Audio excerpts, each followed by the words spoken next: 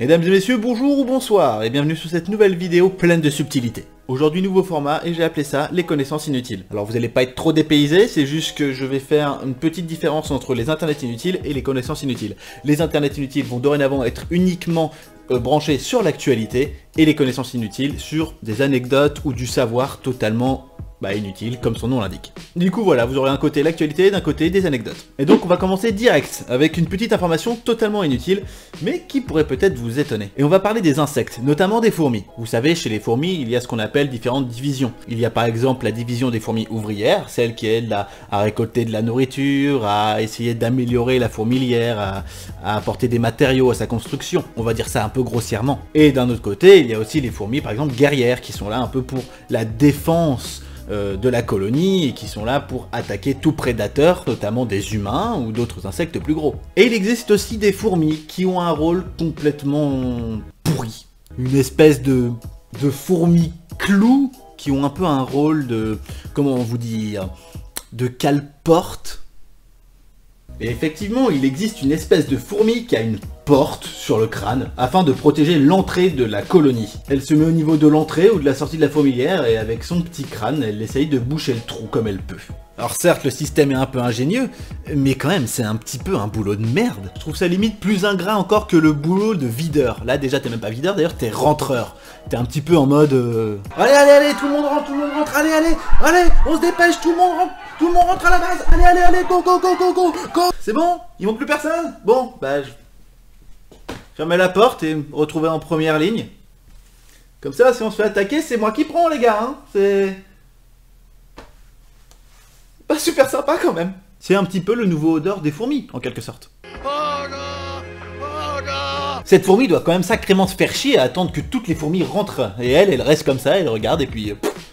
elle attend.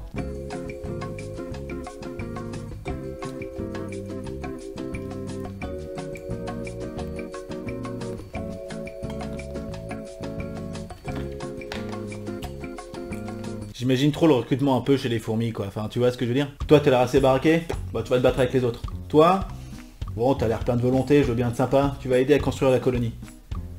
Et toi, là-bas, le bon à rien, t'as de la chance, parce que si jamais tu finis en cale-porte, t'auras foré ta vie. Donc certes, c'est un boulot de merde, mais c'est aussi une belle image concrète de ce que c'est qu'un bouche-trou. Et là, vous allez me demander, mais c'est quoi l'espèce de fourmi? Eh ben, c'est l'espèce de connard. Mais attends que je t'explique, j'ai pas fini. Il s'agit de fourmis céphalotes, voilà. Je vous laisserai faire vos petites recherches. En tout cas, c'est marqué en dessous. Céphalotes. Rien à voir avec les échalotes. C'est même pas une blague, en fait. Comme quoi, finalement, les connaissances inutiles ne sont peut-être pas forcément si inutiles que ça. En fait, je suis peut-être pas si bête. Ou alors je fais genre je suis intelligent, alors qu'en fait je suis un pauvre con. Et puisqu'on parle de fourmis et du coup de vie un petit peu souterraine, on va continuer un peu dans cette optique-là, mais une autre sorte de vie souterraine. Je veux parler en fait du métro parisien.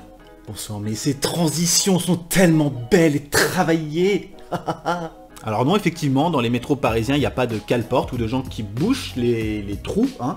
Cependant, n'oubliez pas de ne pas mettre votre main sur la porte, vous risquez de vous faire pincer très fort.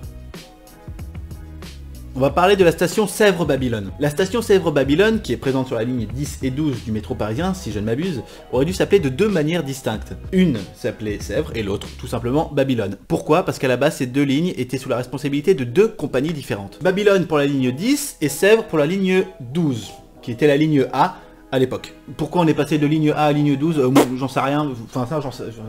vos gueules. Seulement, en fait, pour des raisons de proximité et aussi des raisons économiques, eh bien, on a demandé à ce que ces deux stations ne fassent qu'un, et voilà, comme ça, il n'y a qu'une seule station. C'est tout. Et ces deux fusionnés, du coup, ont créé, à deux, Sèvres-Babylone.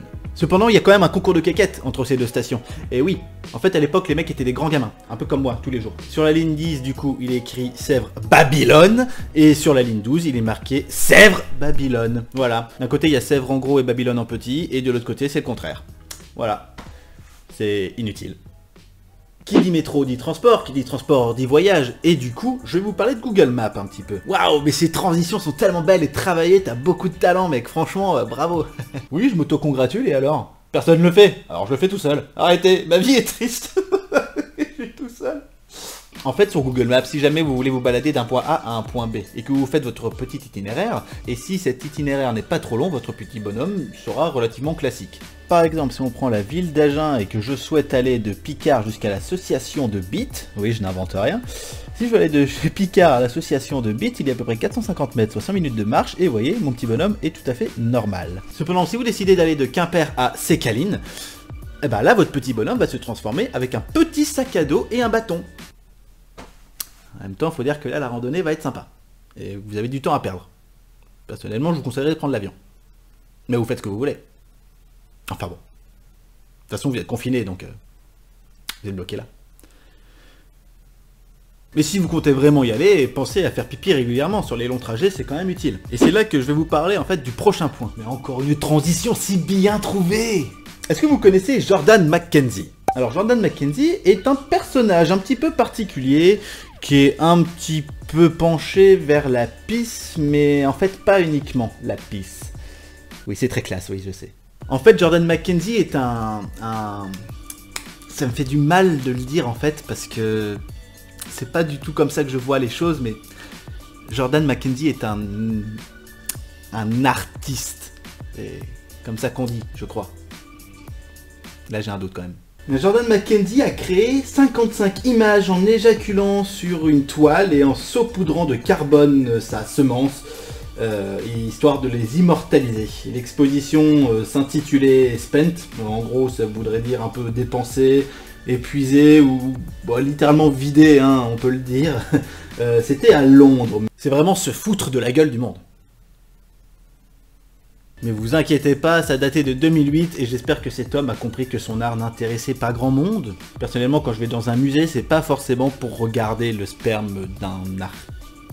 Oui, j'arrive pas à le dire. Non mais puis regardez. On peut dire qu'il a une bonne tête de gland, ce branleur. Bon, je me moque, je suis méchant, mais non, mais en fait, il y a un côté touchant. Regardez, cet homme-là, il expose un petit peu sa progéniture. C'est comme une photo de famille, finalement. Lui et ses enfants. J'ai cependant retrouvé une photo de la paire de bourses de ce monsieur. Vous voulez regarder? Âme sensible s'abstenir. On peut dire en tout cas que ces enfants ont une vie assez éphémère, ce qui me donne du coup une envie de faire une transition sur quelque chose d'autre qui est en rapport avec ce que je viens de dire. Cette transition est beaucoup trop longue et au final je suis en train de perdre le fil, je ne sais pas trop comment annoncer ce que je vais dire, alors du coup je vais m'en aller. Non mais en parlant d'espérance de vie, vous saviez que la durée de vie d'un homme est d'à peu près 2 minutes approximativement. Ça peut aller jusqu'à 10 si vous êtes vraiment chaud, mais on va grossir le truc à 2 minutes. Eh oui. Sauf qu'en fait, à chaque fois que vous reprenez une respiration, vous remettez ce compteur à 0. Du coup, voilà. En gros, n'oubliez pas de respirer. Sinon, vous mourrez. Et vous saviez aussi que quand on s'asseyait sur les genoux de quelqu'un, en réalité, on s'assoit sur ses cuisses.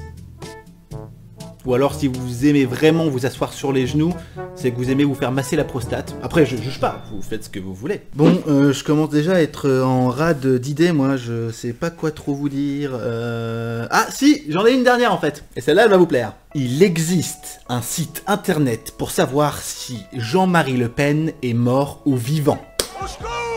No joke, vraiment. Le site internet s'appelle tout simplement est-ce que Jean-Marie Le Pen est mort.info. Et puis là, subitement, je me pose la question. Période de confinement, coronavirus, généralement les personnes âgées peuvent être quand même salement touchées. Il faut vite qu'on aille vérifier.